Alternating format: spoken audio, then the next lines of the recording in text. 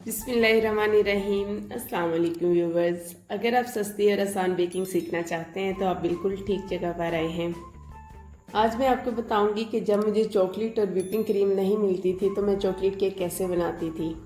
इसके अलावा अगर हम ऑर्डर वर्क के साथ साथ यूट्यूब को भी मैनेज करना चाहते हैं और अगर हम वीडियोस बनाना चाहते हैं जबकि हमें ऑर्डर डेली बेस पे नहीं मिल रहा तो हम डेली बेस पे वीडियो कैसे बनाएंगे, ये बहुत से आइडियाज़ आपको इस वीडियो में मिलने वाले हैं। वीडियो आप लोगों के लिए बहुत हेल्पफुल होगी। आप लोगों ने एंड तक मेरे साथ रहना है। वीडियो पसंद आए तो लाइक शेयर ज़रूर कीजिएगा। चैनल पर नए हैं तो जल्दी से सब्सक्राइब कर दें। तो चलिए हम अपनी वीडियो को स्टार्ट करते हैं, देखते हैं। आज मैं 3 अंडों से स्पंज रेडी करने वाली हूँ। अब तक मैंने अपने चैनल पे जितनी वीडियोस अपलोड की हैं स्पंज केक की, वो या तो 2 अंडों से बनाई गई है या फिर 4 अंडों से। तो बाज़ दफ़ा ऐसा होता है कि क्रीम का ज़्यादा यूज़ करना पड़ता है तो फिर हमें अंडे की क्वांटिटी कम करनी पड़ती है, स्पंज का थोड़ा सा लेवल कम करना पड़ता है। तो फिर हम 3 अंडों से केक बना के उसे मैनेज करते हैं। बहुत ही इजी और आसान रेसिपी है। अगर आप इस रेसिपी को A to Z फॉलो करेंगे तो मेरा नहीं ख्याल कि आपको किसी और रेसिपी की ज़रूरत पड़ेगी। आप अपने ऑर्डर वर्क में, अपने घर में, किसी भी इवेंट पे आप केक बनाना चाहते हैं तो आप इस रेसिपी को फॉलो करके आप हर तरह का केक रेडी कर सकते हैं। 3 अंडों में मैंने हाफ कप चीनी ऐड की, नॉर्मल शुगर ली है जो हम घर में यूज़ करते हैं, कोई पाउडर नहीं बनाया, कोई आइसिंग शुगर नहीं ली। बस उसी तरह हमने डालना है और इसे बीट करना शुरू कर देना है। अंडों को और चीनी को हमने इतना बीट करना है कि ये क्रीमी हो जाए। अंडों का बीट होने का जो प्रोसेस है ना सबसे ज़्यादा अहम है। अगर आप इस पे फोकस करेंगे तो आपका केक बहुत अच्छा बनेगा। जब ये इतने क्रीमी हो जाएंगे तो फिर हम इसके अंदर ऐड करेंगे 3 टेबलस्पून कुकिंग ऑयल। इसके अलावा बहुत से लोग मुझसे ये पूछ रहे थे कि वनीला एसेंस मैं किस ब्रांड का यूज़ करती हूँ। ये वाला वनीला एसेंस मेरे पास है, ये मैंने पंसार स्टोर से ख़रीदा है। वनीला एसेंस की कोई भी क्वालिटी पे मैं फोकस नहीं करती, जो भी मिल जाता है मैं वही यूज़ कर लेती हूँ। बस आपको ये देखना है कि अगर वो स्ट्रॉन्ग फ्लेवर है तो बस 2-4 कतरे आपने ऐड करने हैं। बस दफ़ा ऐसा होता है कि वनीला एसेंस से किसी सिरप की स्मेल आ रही होती है तो उसके भी अगर आप 2 से 3 कतरे ऐड करेंगे ना तो सेम ही रिजल्ट आएगा। स्पॉन्ज के अंदर से वनीला एसेंस की ही खुशबू आती है। आपको बस ज़्यादा ऐड नहीं करना, 2 से 3 कतरे ही ऐड करने हैं। यहाँ पे मैंने मैदा और कोको पाउडर मिक्स करके रखा हुआ है। इसका जो प्री मिक्स है वो भी मैं पहले अपने चैनल पे शेयर कर चुकी हूँ। अगर आप वो बनाना चाहें तो वो भी बना सकते हैं। तो यहाँ पे मैंने सिर्फ खाली मैदा और कोको पाउडर मिक्स किया हुआ है ताकि फिर अलग अलग मेजर करना थोड़ा मुश्किल हो जाता है। ये हमने हाफ कप प्लस 1/4 कप लेना है। इसको हम 2 पोर्शन में ऐड करेंगे, हाफ पहले ऐड करेंगे और हाफ हम बाद में ऐड करेंगे। जो सिस्टर्स नई नई बेकिंग सीख रही हैं, जिन्हें बेकिंग के बारे में कुछ भी नहीं पता, कप्स के बारे में कुछ नहीं पता, तो प्लीज़ मेरे चैनल का विज़िट करें। A to Z स्टार्ट से लेकर मैंने पहले सामान सारा दिखाया है कि कौन सी चीज़ें ज़्यादा ज़रूरी हैं, आप वो बाय कर लें। उसके बाद फिर हम साथ साथ बेकिंग करते जाएंगे तो आपको सारी समझ आ जाएगी। इसमें मैं बेकिंग पाउडर ऐड करना भूल गई थी तो वो अब हम ऐड कर लेते हैं। वो भी हमने half teaspoon plus 1/4 teaspoon ही ऐड करनी है। अब हम इसको सॉफ्टली मिक्स कर लेंगे, बिल्कुल एक ही डायरेक्शन में स्लोली एक तरफ को घुमाते जाएंगे स्पैचुला को, तो ये सारा बैटर अंदर मिक्स हो जाएगा। लास्ट पे हम इसके अंदर मिल्क ऐड करेंगे 3 टेबलस्पून। ये ऑप्शनल है, अगर आप ऐड करना चाहें तो कर लें, अगर आप स्किप करना चाहें तो आप स्किप कर सकते हैं। वैसे भी हमारा जो स्पॉन्ज है वो रेडी हो जाएगा। इसको अब हम अच्छे से मिक्स कर लेंगे और इसे हम ग्रीस किए हुए पैन में ट्रांसफ़र करेंगे और इसको हम प्री हीटेड पतीले में बेक करेंगे। हमने ओवन में बेक नहीं करना। यहाँ पे मैंने 7 इंच का पैन लिया है और उसके अंदर मैं पूरा बैटर डाल दूँगी और पतीले में रख के बेक कर लूँगी। 40 to 45 मिनट हमने मीडियम लो फ्लेम पे रखना है और इसे हमने फिर छोड़ देना है। 40 मिनट के बाद हमने चेक करना है और देखना है। अगर थोड़ा सा मसला है तो हम 5 मिनट और लगा लेंगे। वैसे 40 मिनट में ये मेरा स्पंज रेडी हो गया था। इसको हम पैन से निकाल लेंगे और 2 पार्ट्स में कट करके फ्रिज में रखेंगे ठंडा होने के लिए। तो यहाँ पे हम बात कर लेते हैं कि अगर आप डेली बेस पर ऑर्डर नहीं बना रहे लेकिन आपने वीडियो शूट करनी है तो आपको फिर थोड़ा सा कंप्रोमाइज़ करना पड़ेगा। आप केक बनाएं, पूरी वीडियो शूट करें, अच्छा सा कोई अच्छी सी क्वालिटी का आप केक बनाएं। एक तो आपकी वीडियो शूट हो जाएगी, दूसरा आपका केक रेडी हो जाएगा। उसके बाद आप उसे व्हाट्सएप स्टेटस पे लगाएं। जहां आपके केक की प्राइस 1000 है वहां पे आप उसको 8 या 900 का लगा दें। आपको कोई ना कोई कस्टमर मिल जाता है, ज़रूर कोई ना कोई बाय कर लेता है, इस बात की आप टेंशन ना लें। अगर आपके साथ जुड़े हुए हैं, बहुत से लोग आपके कस्टमर हैं आपके साथ व्हाट्सएप पे, तो वो आपसे केक बाय कर लेते हैं जब उन्हें सस्ता मिल रहा है और अच्छी क्वालिटी का मिल रहा है। میں بھی سٹارٹ میں ایسے ہی کیا کرتی تھی کہ جب کوئی آرڈر نہیں ہوتا تھا اور مجھے ویڈیو بنانی ہوتی تھی تو میں ویڈیو بنا لیا کرتی تھی اور کیک کا جو پکچر اتار کے اس کو سٹیٹس پہ لگا دیتی تھی، تو آدھا گھنٹہ بھی نہیں لگتا تھا اور کوئی نہ کوئی مجھے کہہ دیتا تھا کہ یہ کیک انہیں دے دوں، کیونکہ وہ کیک اچھا بنا ہوتا تھا اور اس کی کوالٹی تو بہت اچھی ہوتی تھی، پرائس بہت کم ہوتی تھی۔ آپ کا خرچہ ضرور اندر سے نکل آئے گا، آپ اسے کم پرائس پہ سٹیٹس پہ لگائیں، ایک تو آپ کی پبلسٹی ہو جاتی ہے اور دوسرا آپ کا جو ہے نقصان نہیں ہوتا۔ اب یہاں پہ میں نے ایک کریم کا پیکٹ لیا ہے۔ ہیوی کریم کو جب بھی آپ نے وپ کرنا ہے، گرمی ہے یہ سردی ہے، نیچے آئس کیوب رکھ کے ہی کرنا پڑتا ہے، آئس کیوبس کے بغیر جو ہے کریم وپ نہیں ہوتی۔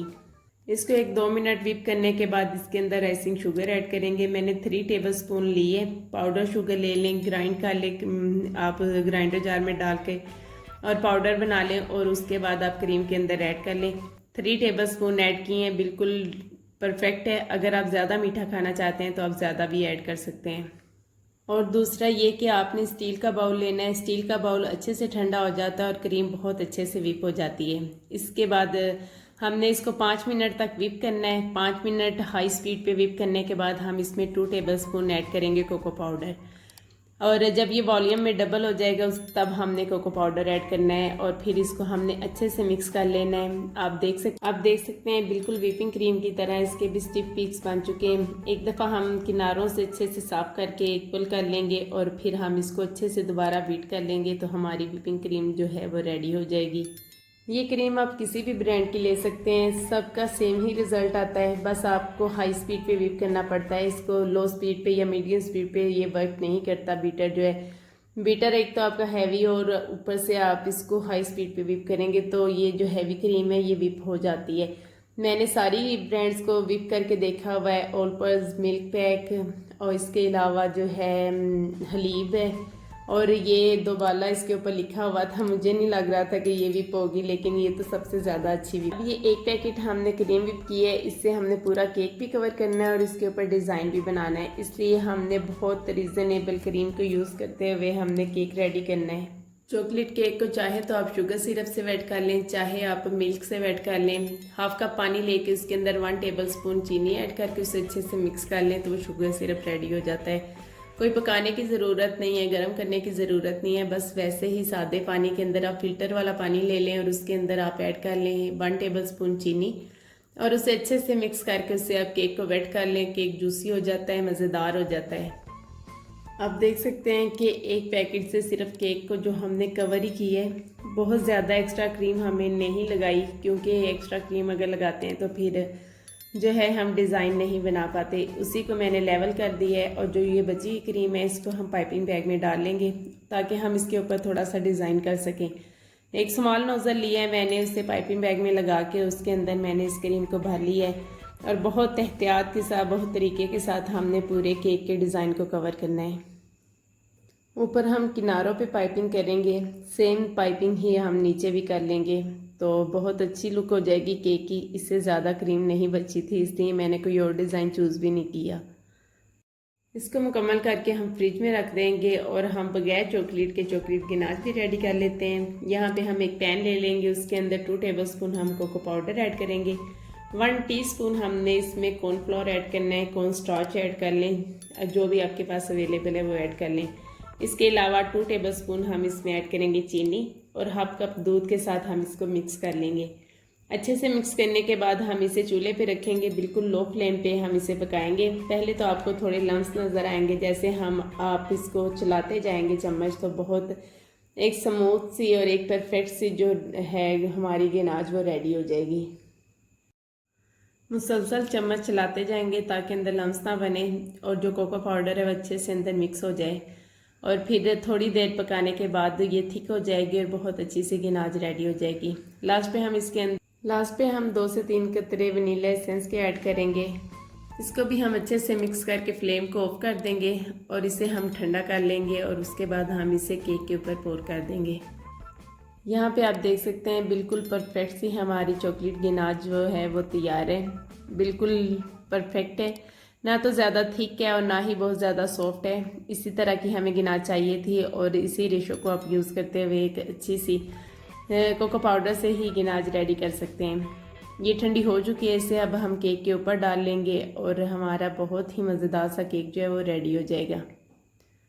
اگر آپ بگنر ہیں، آپ کے ایریے سے ویپنگ کریم نہیں ملتی اور آپ کیک بنانا چاہتے ہیں تو آپ اس طریقے سے بنا کر کیک کی پریکٹس کر سکتے ہیں، اور آہستہ آہستہ آپ کو پھر چیزوں کا بھی اندازہ ہونے لگ جائے گا کہ کون سی چیز آپ نے کہاں سے بائی کرنی ہے۔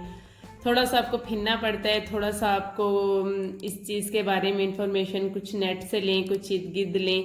میں بیکریز سے جا کے جو کیک باکس ہیں وہ بائی کیا کرتی تھی، لیکن بیکریز والے اپنے نام کے کیک باکس نہیں دیتے۔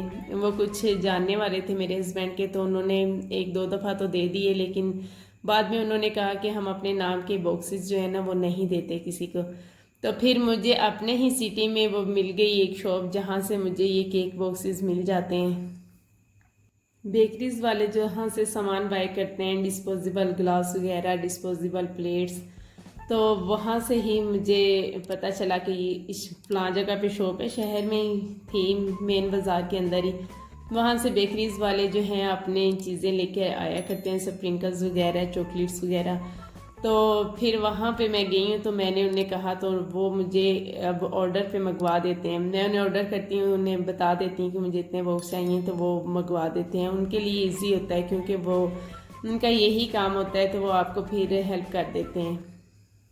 دیکھیں بہت ہی سافٹ اور یمی سا ہمارا کیک تیار ہے۔ آئی ہوپ کہ آپ کو میری ویڈیو اچھی لگی ہے۔ تو نیکسٹ ویڈیو تک اللہ حافظ۔